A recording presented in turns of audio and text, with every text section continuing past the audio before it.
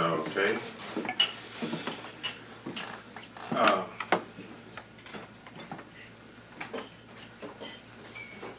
Thank you for that response.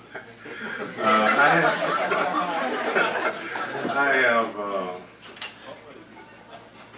have my, last time I was here, I did this as a gift to someone. This time I'm doing it upon request. But I have to do one different one, at least just this one short one. I know everybody seems to be doing one long one. I have one long one and one short one I haven't done here. Some weeks ago I did a reading, and the theme was, God is a left-handed cheeseburger. Yeah, that's what I said. It was, the simple shit I can't come up with a poem for, but I can come up with one for God as a left-handed cheeseburger. So I just took that and put a question mark after it. Said, if God is a left-handed cheeseburger, he's a prefabricated, laminated bovine wafer draped in Kraft, pre-sliced, processed cheese food, dripping with Best Foods mayonnaise, shoved between two melt-in-your-mouth Weber's buns, trembling in the left hand of a right-wing reactionary CEO as he crams it down the throat of Lady Liberty, saying, take, eat, this is my body. Good food, good meat, good God, let's eat.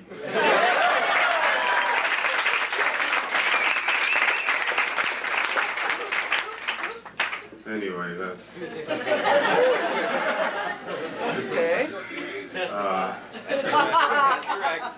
Okay, now, this is, it takes me a minute to get it. This is Electric Midnight Emergency Call.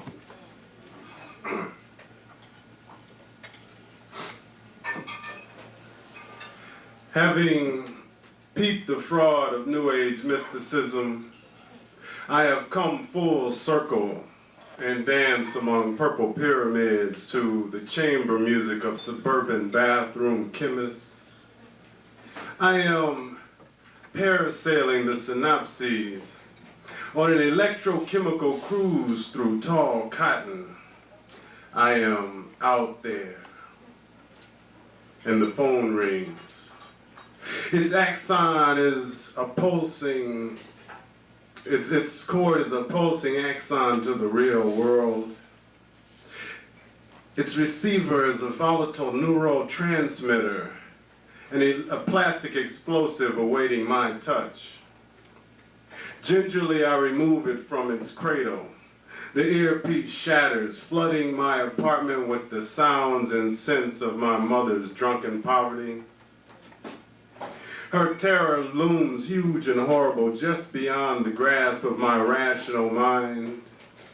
I have to reel in the ectoplasmic filaments extending from my fingertips. Command Miles Davis and Herbie Hancock to cease stirring their foul bitches brew and allow this 6-foot-thick carpet time to retract to its original height. I say, okay, moms, I turned the music down. What was that you said? You shot the motherfucker. What motherfucker? The walls of my apartment expand and contract with the controlled heaving of my chest. They become my exoskeleton and allow me the volume to contain the images flooding from this broken earpiece. Somewhere in South Central Los Angeles, just a Loogie's phlegmatic flight from Skid Row, my mother stands, a smoking gun in one hand and my throbbing ear in the other.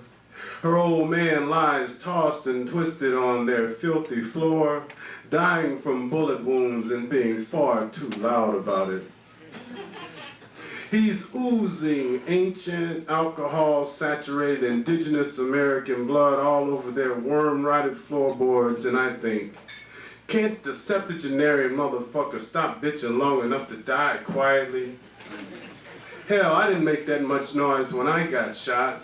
When I lay oozing precious African-American, Irish-Mexican hemoglobin into the beer-soaked carpet of that Vine Street bar, or did I?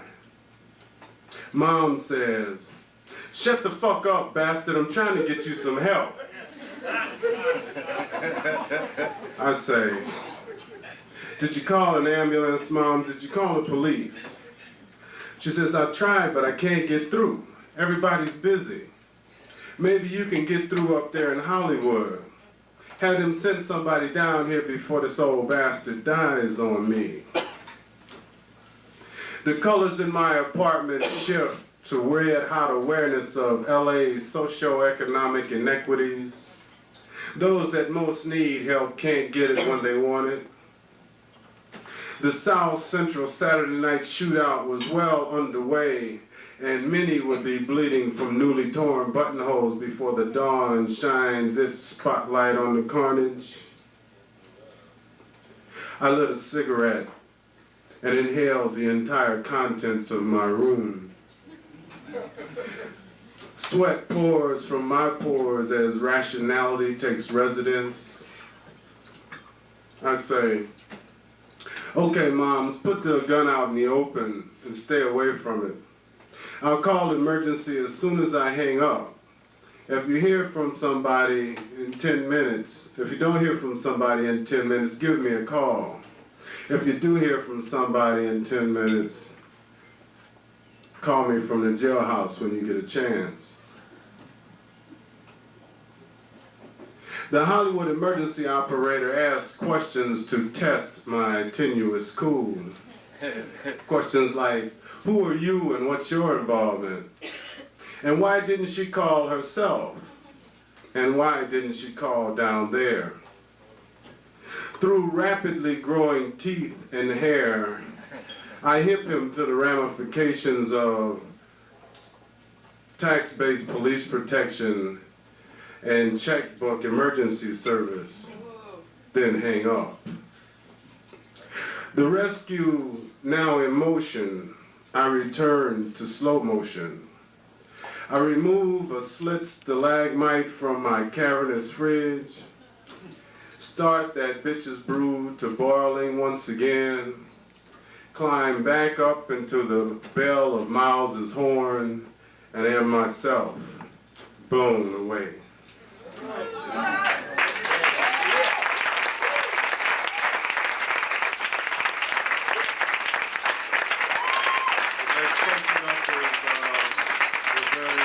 Yvonne, Vega.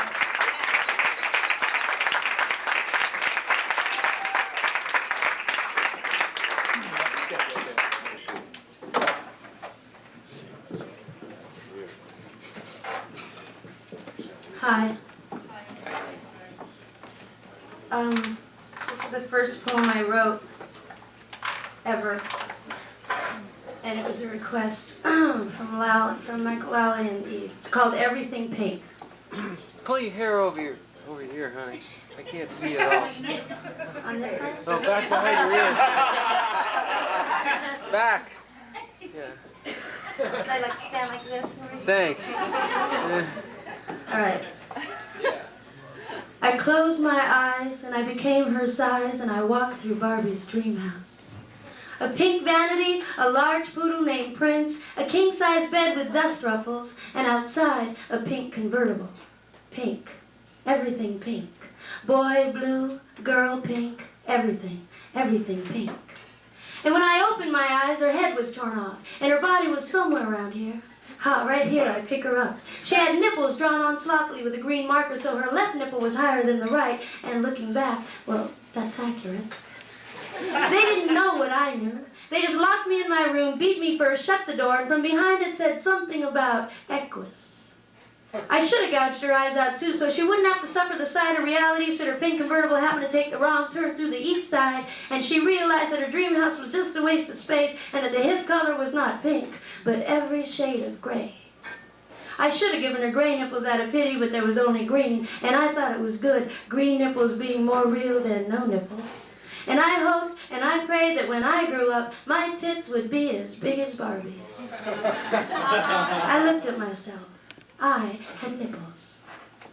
They said she was expensive, that when they bought her, they had to have the dream house too, that every little girl with a Barbie had Barbie's wardrobe, pink and blue.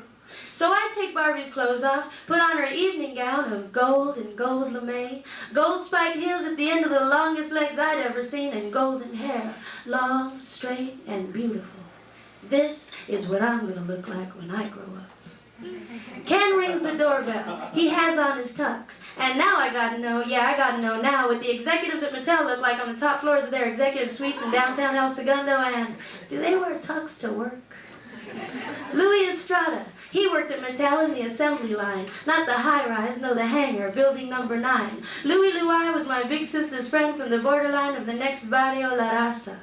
Did the men who made Barbie look kind of like Louis, a tough and tattooed pachuco, or did they look like Ken? I thought not, you know. Ken did not have a penis. Why did they do that? I didn't know the words for how I felt back then, but I do now. See, Barbie and Ken were not real. They were thrust in our faces as the ideal. Big tits, long legs, dream house, car, money, and now we have boob jobs, liposuction, tummy tucks, and the gym, street hustlers, corporate hustlers, fast bucks, and the shape we're in, 32 forms of anxiety. Barbie and Ken were the perfect Republicans. No nipples and no dicks. Barbie opens the door. Ken, she says, do come in. Ken says, you look lovely in your gown, and my daddy walks by the room short and brown, and it makes me sad. 20 years of naval dedication, his goal to become an officer. In the 18th year, he's given that title. Well, not quite officer, but just a tad short of it. Chief Petty Officer. Petty. Chief Petty Officer. It's not because he wasn't white. Nah, it's not because he wasn't white. So Ken says, we must go or we'll be late for the show, and they go. Ken driving Barbie's pink convertible, they pull into the drive-in. Barbie's screaming because some guy dressed up like an ugly old woman is chopping up a beautiful young woman in the shower. The one in the shower looks kind of like Barbie to me, so my next game is Barbie in her pink bathtub getting chopped to pieces by Ken in Barbie's gold lame gown. This time, a red marker all over her body and the bathtub, too. They beat me again. They said I should respect the doll. It wasn't the beating that made me cry. That was old world. That's where they come from. It wasn't the beating that made me cry. It was the accusation of not liking the gift they gave me. Every little girl had a Barbie, they said. I did like Barbie. I loved her. And now she was to be confined to her dream house where she would never step out and see my world. She couldn't really come out to play. She was different. She was a woman that had never had a childhood. I knew that when you're a kid, you don't live all by yourself in a huge pink fucking house. You share one room with your 4 brothers and sisters. You don't sleep alone in a king-size bed with a pink canopy. You sleep 2 in a twin size under a mosquito net. Poor Barbie, she didn't have a clue. There was one bright light for Barbie. Little boy down the street, little black boy, he was sweet. Said, when I grow up, I want to marry a girl that just like Barbie. And that made me happy. So those guys in Mattel did one thing right. They gave us all an American dream that a black boy can dream of marrying a queen with skin white as cream. That when we all grow up, we're all going to live in huge pink houses, and we're all going to look like Angeline and be happy. So let's raise a toast to the guys in Mattel that promise our children life won't be hell, not gray, but pink. Everything pink. Boy blue, girl pink, everything, everything pink. And